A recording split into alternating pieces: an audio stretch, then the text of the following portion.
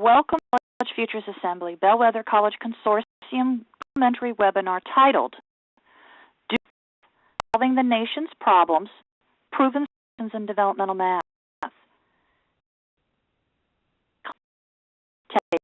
And Chattanooga State Community College, Tennessee. We congratulate them for being the 2014 Legacy Award winner for the Community College Futures Assembly.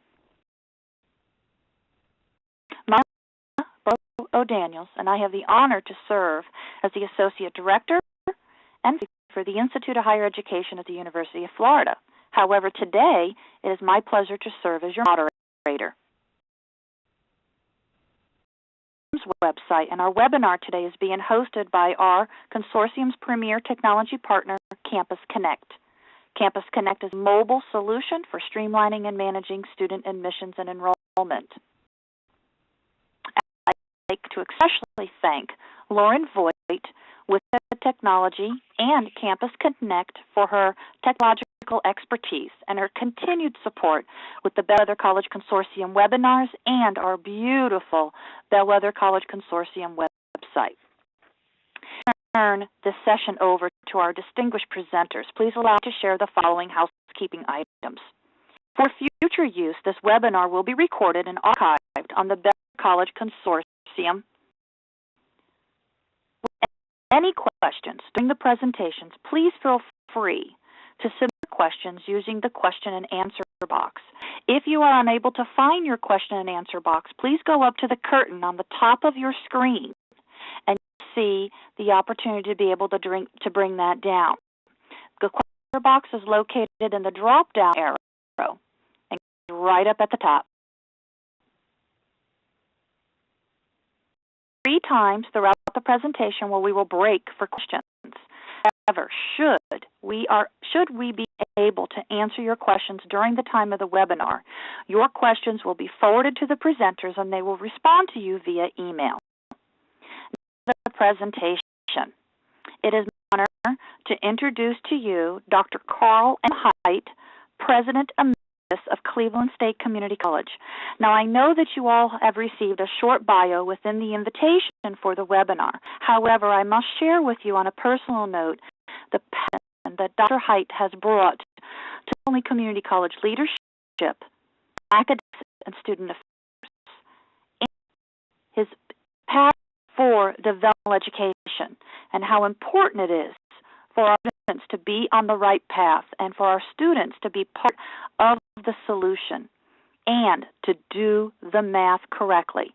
So at this time, I would like to share and pass the time on over to Dr. Carl Hite to go ahead and begin our presentation. Thank you for the introduction.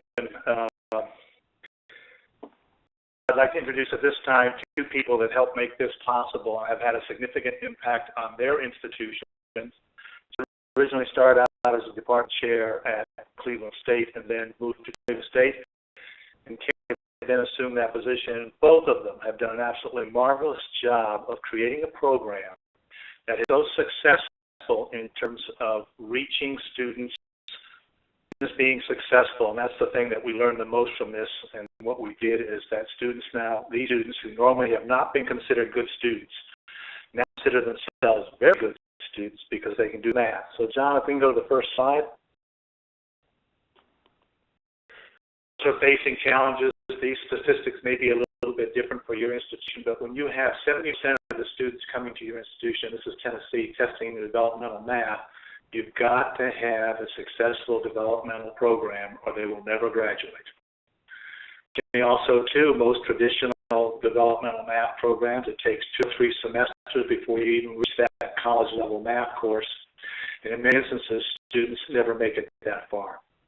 In 2007, the Tennessee Board of Regents decided to do a study, and this study indicated that, unfortunately, if you look at the numbers, very few students who complete a developmental, no matter what level, ever graduated. Next, please. Okay, yes. If you look at the developmental success rate, this may be true of your institution in the 40s and the 50s, but we find institutions as low in the 30s, which means not very many are successfully completing developmental. State, and I think it's true at Chattanooga State, is that the number of students enrolled in developmental math was significantly larger than college math, and we need to do that. So if you look at Chattanooga State numbers, the 3-year graduation rate for students starting developmental math was only at 5%. So Cleveland State, Chattanooga State are a part of, received a FIPSE grant to redesign, rethink their developmental studies to see if we couldn't improve performance. Cleveland State was a pilot, as you see, received $15,000 sub-grant, but the college also invested an additional $200,000. But we didn't have to. If you have other computers on campus, the software that we use is not high-powered. You can probably use present facilities, but we decided to make an investment, knowing how important this is. And along the way is that we were so successful, we were the bellwether winner in 2009. Chattanooga State also developed a pilot in developmental math, and what we're seeing, actually there were 4 colleges, 2 were successful and 2 were not. So there's a mindset that plays a very important role in here. The faculty have to buy into this, and also the students.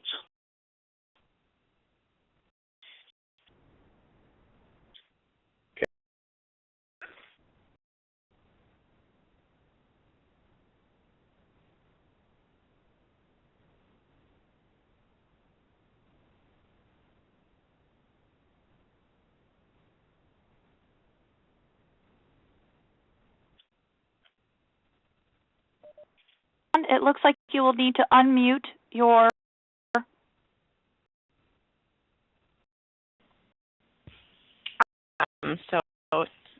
Can you? Okay. No problem. We've got you now. At Cleveland State, we redesigned courses in a period of about 3 years. We started with a computer math lab, 60 computers, we're up to a few over 80 now. We have 3 computer classrooms on campus where we hold all of our classes, and each of those 3 computer classrooms have about 22 computers. At Chattanooga State, we have redesigned 12 courses in 3 years. We have a 180 computer lab now. It was only 60 when we started out. We have 6 computer classrooms. Cleveland State is a smaller college with a little over 3,000 students, and Chattanooga State is a larger college with a little over 10,000 students. So, but in each case, we developmental math, and then we kept on going right on into the math curriculum, and in each case, we essentially redesigned the entire department and all of the math curriculum. So about the program, we utilize the Emporium model. In cases, it's safe to say that the math lab became the most utilized resource on campus. This is a pretty bold statement, but it's true. The lab was morning, afternoon, and night. Students show up at times that you wouldn't suspect they would show up, such as Friday afternoon. Oftentimes, Friday afternoon is a very busy time for the math lab. Even on breaks, fall, spring break, there have been times when we have been packed over breaks. So that's been great to see. We utilize mastery learning. We believe that's a very important concept. Students in this program have to they have to do all of the homework, but they have to pass all the quizzes and exams in order to pass the course. We have incorporated mastery learning throughout the curriculum, and we believe that as a result, they're better prepared for college. We also have come along some innovative approaches while we're at it, such as the continuous enrollment plan. The continuous enrollment plan is possible under the Emporium model because the teacher is not doing a traditional lecture. All sorts of things like combination classes, kind of a one-room schoolhouse environment. You can also do the continuous enrollment plan, which allows students to complete multiple courses in the same semester. They're a very popular option because it saves the students time and money. And at Chattanooga State, I just did a study this spring. We are now over 1,000 students have completed multiple courses in the same semester at Chattanooga State since we started this.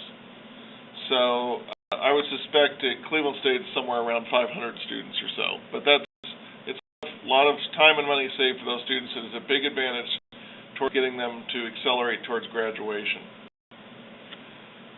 We also do mini modules, weekly expectations, which keep the students on track.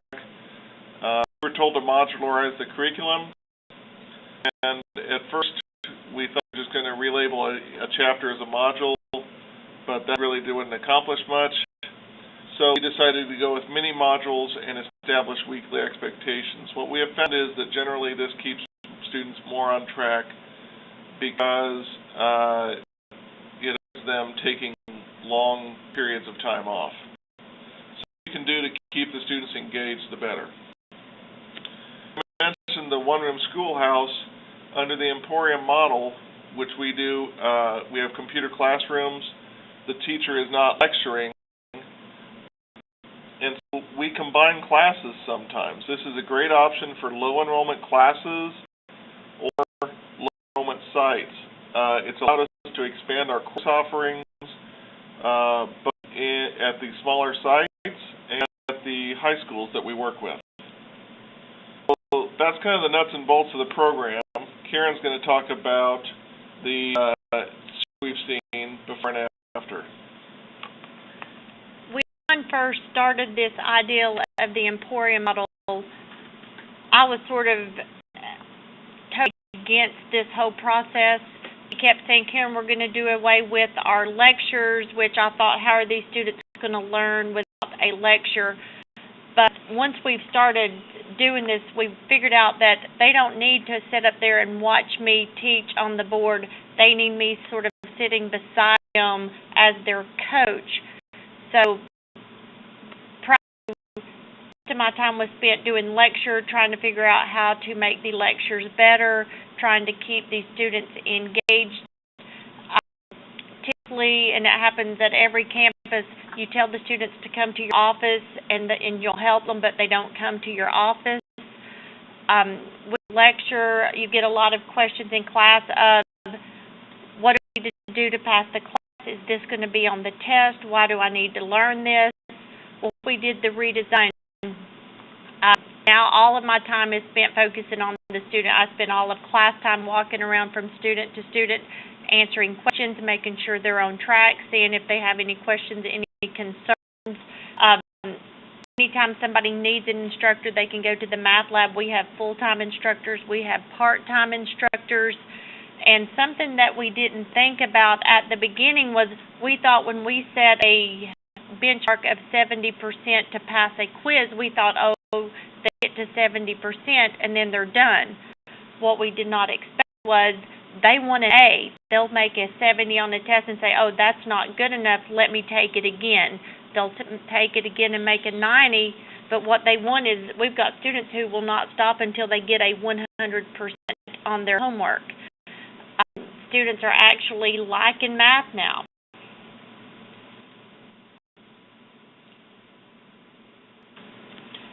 Cleveland State, the developmental math success rates went up from in the 50% to almost 70%, and we hovered around the 70% mark for a while. The GPA for these students went from a 1.95 to 2.88, so almost an entire letter grade increase for developed math students. Math success rates increased also, although it wasn't as much, still increased, but what was our enrollment in the college level math classes went from about 450 students per semester to about 850 students per semester. So at this point, we have more college math students than we do developmental math students. At State, the success has gone from in the 40s, roughly 48%, to in the 60s. The GPA went from 1.55 to 2.05. Our college math success rate had never been in the 70s. It was always in the 50s and 60s.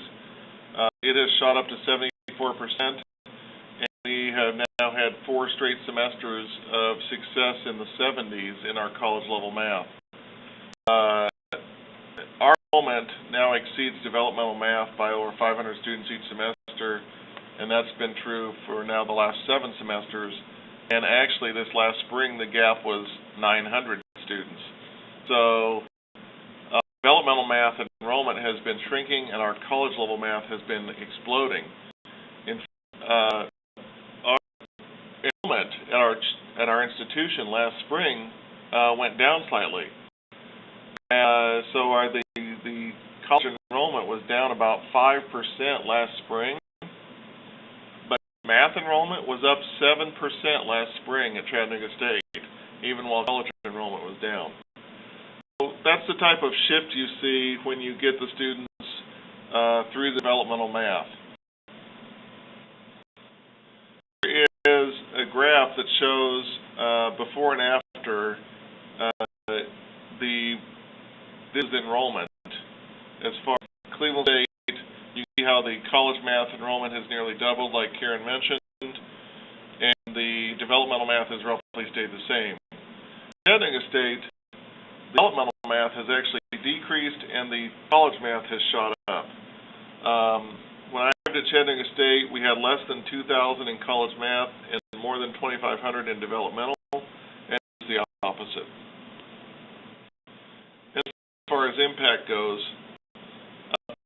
this is an interesting graph. This is the number of students passing college math. So this is the raw number of students passing a college math class. And as you can see, Cleveland State has shot up dramatically, and so has Chattanooga State. And that's what it's all about. Essentially, if they get through developmental math, that's the 50-yard line. And if they get all the way through college math, that's the touchdown. So we've dramatically increased our touchdowns in both cases. That's what it's all about. So,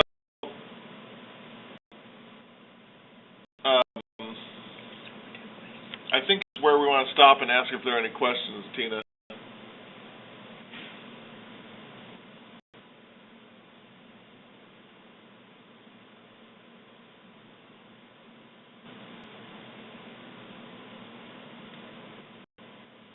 Do we have any questions?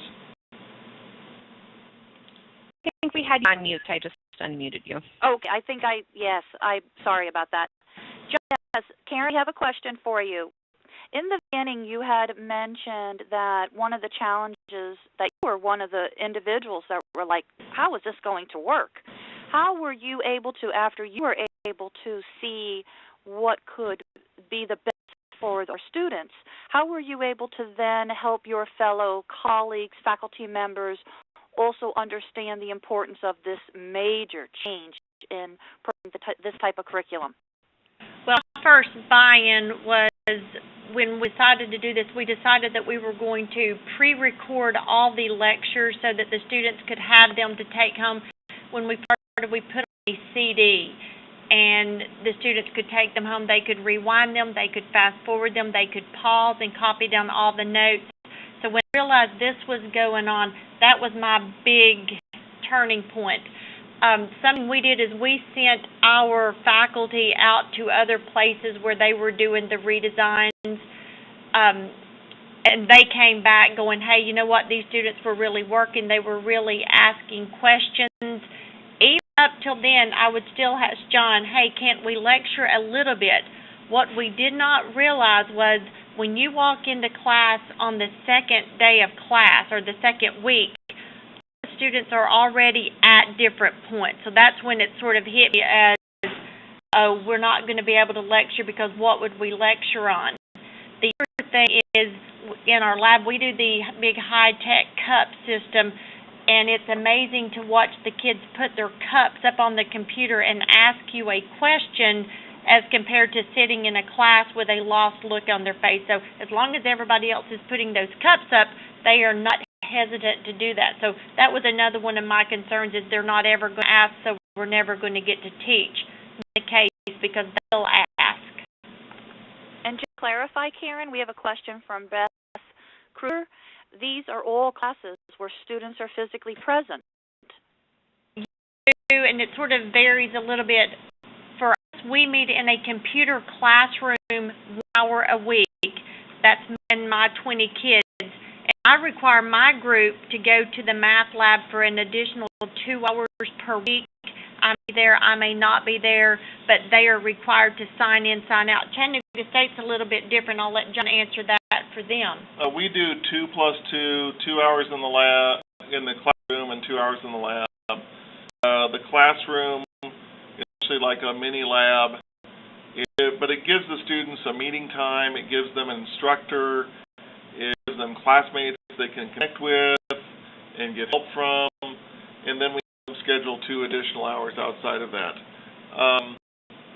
And so, yeah, the instructor is still extremely important, and connection with the student is still extremely important. I don't think this would work if it were strictly online and you told them to just go do it. It's finding the right combination of meeting times and yet individual assistance and yet some independent study and also shifting the burden to them where they have to take responsibility for their learning. In the lecture, what was going on was I was doing all the work and they were just sitting there watching me. You know, they weren't taking notes, they weren't asking questions, they weren't coming to my office for help. So, you know, this system leads to a higher level of student engagement. Excellent, excellent. Well, thank you very much. Those are the questions that we have at this time. Great questions. All right, so the type of transformation on an individual level, Lawrence was a student of mine. Before he resigned, he failed elementary algebra. Redesign, he went on to pass elementary algebra. Then he passed intermediate algebra. Then he passed college algebra. And I saw him at the end of the next spring, after he'd passed college algebra, I saw him coming out of the math lab. And I asked him what he was doing, and he was finishing up statistics. I asked what in the world he was doing taking statistics, and he said that he just took statistics because he liked math now. And he said that because he said he decided he liked math. I actually saw him this last year, and he's actually certified to teach middle school math, and he's actually now going on and getting his master's in education. So that type of transformation in an individual student's life is what this is all about. Then there's Lakeisha. I'll let Karen talk about Lakeisha. The first semester that we ran all 3 developmental math classes, Lakeisha was in my basic math class. And the way it works is as soon as you finish basic math, you can start the next one. Lakeisha did all of basic math. We put her in elementary algebra. She completed all of elementary algebra and began working on intermediate algebra. Well, at that time, there were 3 students who it looked like were going to complete all 3 classes, so John was interviewing them and found out about Lakeisha. Well, come to find out, she had failed basic math like 4 times before doing this. She just could not get out. Well, she almost got through. She, right before Christmas with intermediate algebra, came back the next semester and finished her intermediate. What was neat was when she walked into the math lab, she just sort of ran the math lab, and one day a student sitting beside her put a blue cup up, which means, hey, I need help. So Lakeisha was leaning over to this little student going, hey, what are you working on? Elementary algebra? Oh, let me show you how I learned that. So Lakeisha is in there not only struggling to get through hers, but she's actually teaching other students how to do algebra that she had struggled with. So I can remember John saying, you know, did Lakeisha fail basic math 4 times, or did basic math fail Lakeisha 4 times? Because she kept doing that lecture, same old, she'd have to start back at square one at a time. Well, this way she was able to pick up where she left off.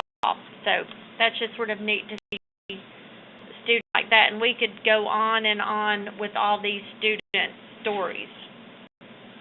Karen, before you jump to the next portion of our presentation, I believe we have two questions that we probably need to answer before moving forward. Nancy Barker came with a wonderful question. Students complete assessments outside of the class or lab? And then I give you the next one from Randy. Or what software are you all using to support this success?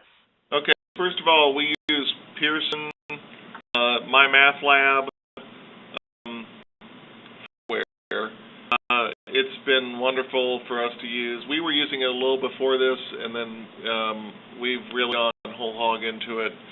And we actually now use MyLabs Plus, where the students just pay a fee each semester. It's included in their course fee, and that eliminates all the financial aid.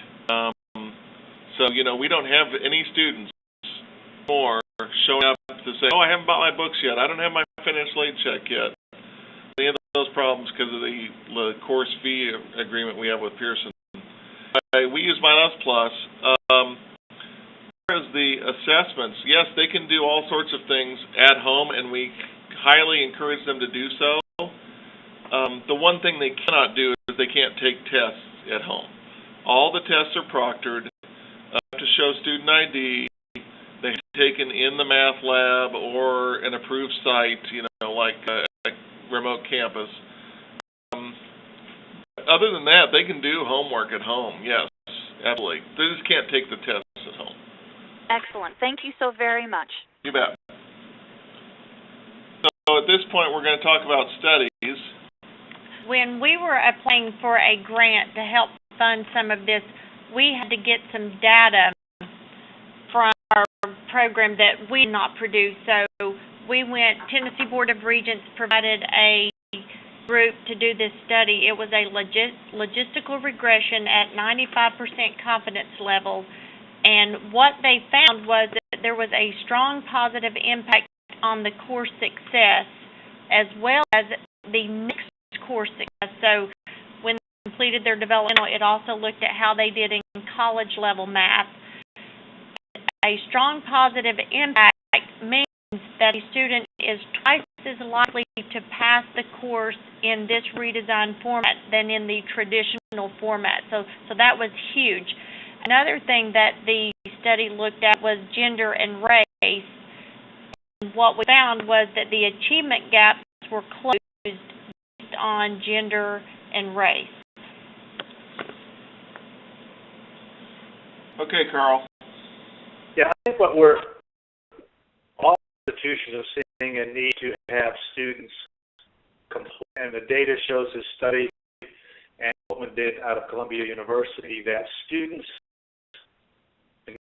that with your institution right now is that normally the students who take developmental don't do as well. Well, what we've discovered is that students in developmental math who are successful in this redesign approach are very successful in their work in their college level math if they leave developmental. So that's why the enrollment has changed so much. But again, I think we're all under the pressure of completions. And with a lot of colleges going to funding, which is based upon completion, Tennessee is 100% now on completion of some kind, is that this is huge in terms of making sure that students successfully complete the developmental, which has not been the case for most institutions.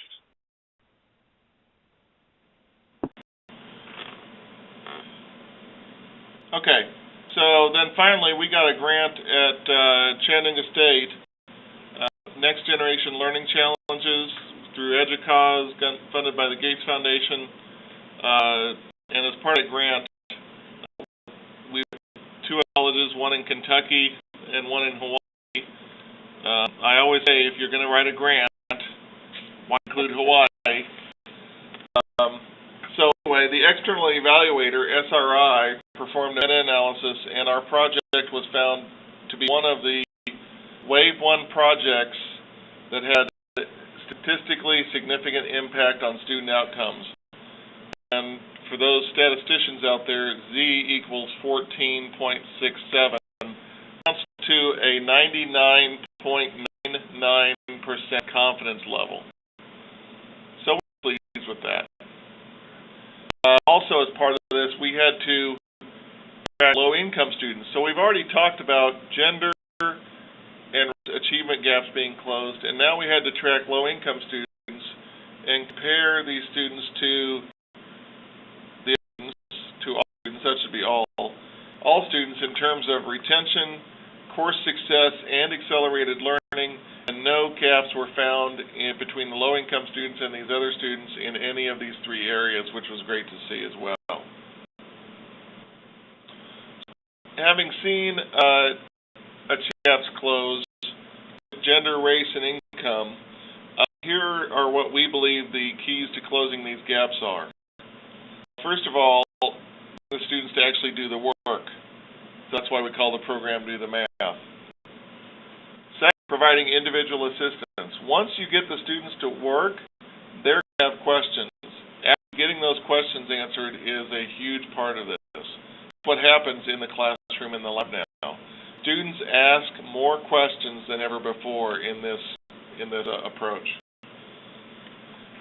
And also making connections with faculty and students, very important, as we've already said. And mastery learning. Mastery learning cannot be understated in this. You have to make sure they actually get the concepts at some point. What mastery learning does. In 1976, Patricia Cross wrote a book in that Accent on Learning, and believe that in that she said, I believe that mastery learning is the critical missing link in the education of lower achievers. We think Do the Math has proven her to be correct. So, Just a second, John. Okay. I think one of the things you'll discover is that there's a variety of grants out there dealing with this, because this has been a significant issue. The examples are where both John and Karen have worked with other institutions, and so we got a chance to kind of spread the word. And if you're familiar with NCAT, National Center for Academic Transformation, I suggest you Google that, because the Emporium model is what we learned from them. But as you see, we've tried to spread the word, and if you have the opportunity to work with others or visit an institution that has design, I think you'll realize this is the way to go.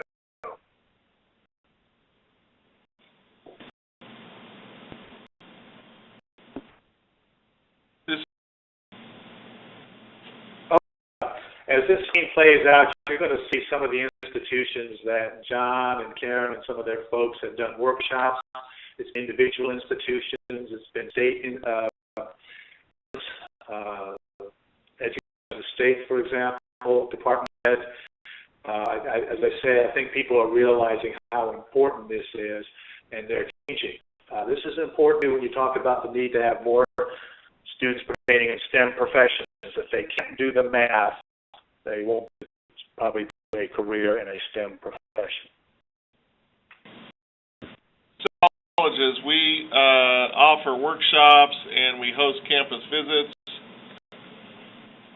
Cleveland State has been doing workshops. We had so many visitors, and we finally just sort of organized them so they would come in for one day. We would run through how we got started. We would run through the would take them to the math lab and let them visit. We would let them talk to our faculty, to our students. We've had several come and visit. We actually had a week-long visit from Denmark, and we got word back that their president had approved the program in their field, which was mostly the high school thing. But we've had great success on that, and you can check Cleveland State's websites for dates as we start organizing. The last time we did the workshop, we did 2 days. We did Cleveland State, Chattanooga State in one day, and went to the high schools on the second day. Yeah, Chattanooga State, our math faculty have presented at over 70 workshops, conferences around the nation. Visits from 31 colleges in 20 states, and we've done math redesign consulting for 11 states and systems and colleges and universities. Carl, I think this is you. I think this kind of says it all. If you'll show them that clip, President Obama spoke at the University of Texas, Austin in 2010, what he had to say about the program.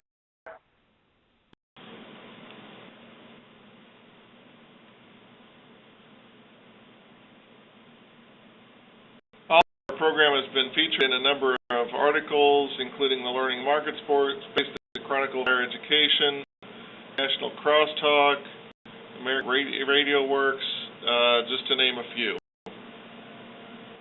And, we've written some articles for various publications, Times, Education Commission of States, League for Innovation, Next Generation Learning Challenges.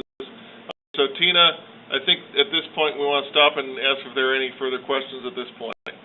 Yes, we have another question that came in from Ray. A student finishes one course and wants to take another course mid-semester. How does administration deal with registration, tuition, credits, etc.? So here's what we do. We don't formally enroll them in the course at that time.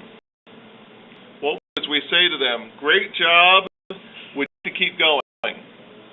And if they want to keep going, we enroll them in the software for that course. It doesn't cost them anything extra. Pearson is fine with this. They know about it. We enroll them in the next course. They get started. Right? If they finish, then that's when we deal with it. So we literally add students throughout the semester as they finish the second course. So what we do is just a late add. In both cases, we have talked with the registrar, the financial aid people. We've had the sit down with all the appropriate people. When we first started this, Dr. Height was very supportive of this innovative approach. We don't actually enroll them at the beginning, we enroll them at the end. It's kind of counterintuitive, but if you think about it, doing this way avoids a lot of hassles, a lot of paperwork hassles, like what if they don't finish then, and do you give them an incomplete, or do you fail them, and all that stuff. What it does by doing it on the back end instead of the front end, it allows the student to keep working. It does so without any hassle or any paperwork at all. At the end, they get their reward, and that's when we do the paperwork, once they complete it. If they don't complete the second course, their grades transfer into the next semester, and they pick up where they left off. So it benefits the students either way. Basically, we analyzed all the options, and we just came up with a no-hassle way to always benefit the students who have completed early. It never hurts them. Thank you, John. That's all the questions that I have for right now. Okay, so we're going to go on and finish up with talking about working with high schools, and then Carl's going to wrap us up, and then we'll take any additional questions. At both colleges, we have worked with high schools. Prior to the redesign, offered some dual enrollment classes, and to be perfectly honest with you, we weren't real sure what was going on in those high schools. We provided them with a textbook and a syllabus, and then they were sort of on their own. So what we did when we did the redesign is we offered them the entire course, and we gave them the videos, the homework, the quizzes, and said, if you're going to do dual enrollment, this is how you do it. If a teacher at the high school is qualified, that teacher becomes the instructor of record, and they sort of work just like Cleveland State. They're the classroom teacher one day and sort of the lab tutors the rest of the days. If their teacher is not qualified, like we have to have 18 grad hours in math and a master's degree, well, if they don't have that, what we do is we send one of our instructors out, and they're the instructor of record, and they go out and do that kind of stuff. And high school teacher sort of acts as the lab tutor, so that has allowed us to do dual enrollment in places where there was nobody there. At some of our schools, we go to their campus. At some of our schools, they come to our campus.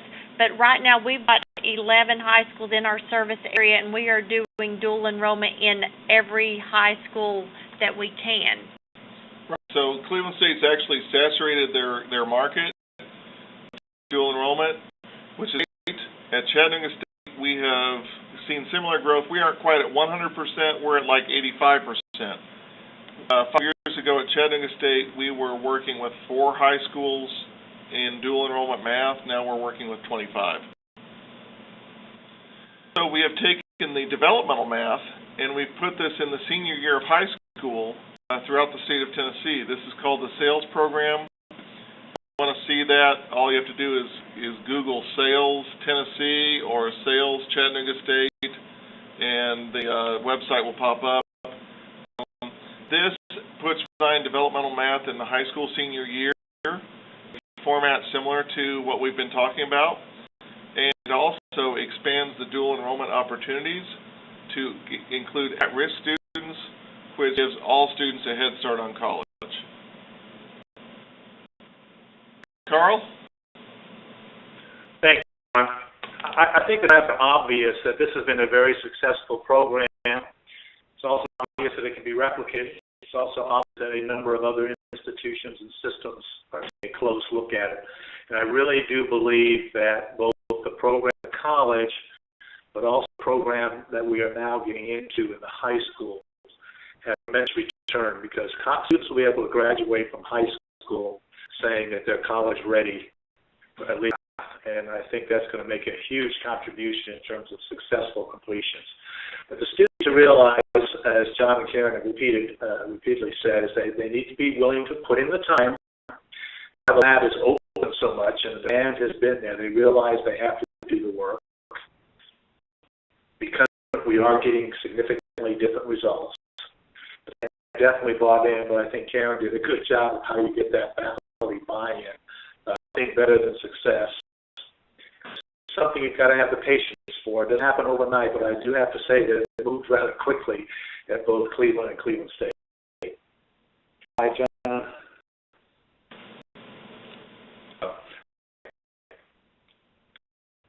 In fact, been very successful actually at more than just 2 colleges. We are now starting to get feedback from the institutions that we've done workshops for, such that they've had time to implement new approaches. They're all having phenomenal success. It's not just us saying this. As mentioned in the presentation, we've had external studies done by outside groups that validated what we were doing. Absolutely correct about the math lab. My office was downstairs from the math lab at Cleveland State, and I used to go up there periodically, and it was always packed. As mentioned, it's now open on Saturdays, later on Fridays. Between semesters, students can get Head Start if they want. And we're going to do this as much as we can, and so I appreciate very much those of you that are on today. I'm hoping that you can look at perhaps some of the articles in the presentation or the articles that have been done on this subject, because this is really something that colleges are facing, both the 4-year colleges as well as the 2-year colleges, in terms of students being able to do the math. And what this program has done is allow students to do the math.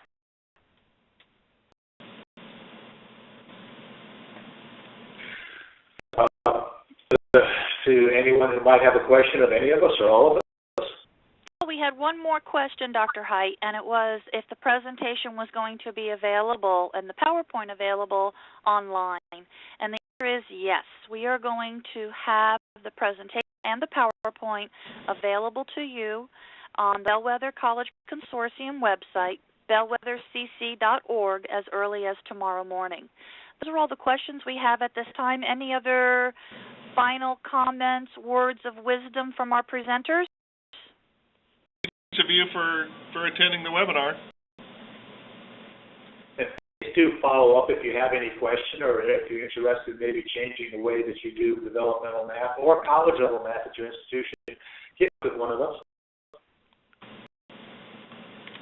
Thank you. Please join me in thanking Dr. Carl Height, John Squats, and Karen Wark for not only presenting but for sharing their passion with us and making a positive, results-oriented, proven solutions in supporting the nation's developmental math challenges. As August is such a busy month for all of us, our next webinar will not be offered until September and October. Future invitations will be sent to all attendees of the Bellwether College Consortium, College Futures Assembly, and Campus Connect. We want to thank you for attending and contributing to this learning experience. We look forward to you joining us for future webinars. Thank you and good afternoon.